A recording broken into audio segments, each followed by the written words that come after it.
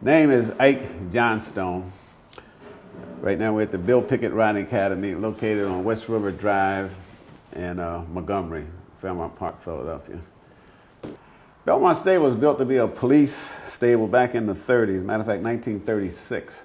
It was to house the Fairmount Park guards, mounted guards. We moved in here to start a youth program to work with the youth, primarily in the Temple area. That's where it all, because I spent 30-some years of my life in Temple. I have 4 kids, they all graduated from Temple. So it was started to, like, as far as I'm concerned, to give back to Temple and to the kids in that area, right. You know. We take the kids out of the North Philadelphia area.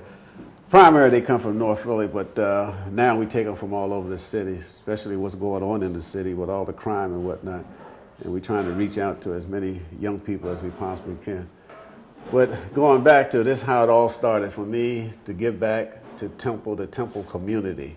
Right. Not just Temple itself, but the community, because I spent my adult life in that area.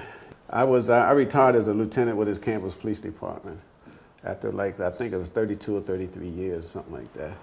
But we started this program along with Mr. White, who was the vice president at Temple at the time, and Mr. Bergman. So the 3 of us started this program in 1996, I think it was. I don't know. I think that's the thing that that I really enjoy is seeing these kids when they come in, they scared to death. By the time they leave, and there's smiles on their face, you know, and that's what keeps me going. Yeah, there's one young man that comes to mind. He came here. His name is Muhammad. He would live here if I would let him, you know. He came here, and you know, you couldn't understand what he was saying. He mumbled, you know. You could very, you know, and he's been here about 6 months now, and you can see the gradual change. I can understand what he's saying now. He sticks his chest out when he does things, because kids that came through after him, he's like showing them what to do. So it gets that little peer thing. He walks around now with his chest out and whatnot, and they look up to him, you know. And then, so he's the one that come to mind. And, you know, when they come on the weekends, we tell Muhammad, you tell your mom to come back and pick you up at 1:30. Well, if we don't stay on top of him about that, he would never call his mom.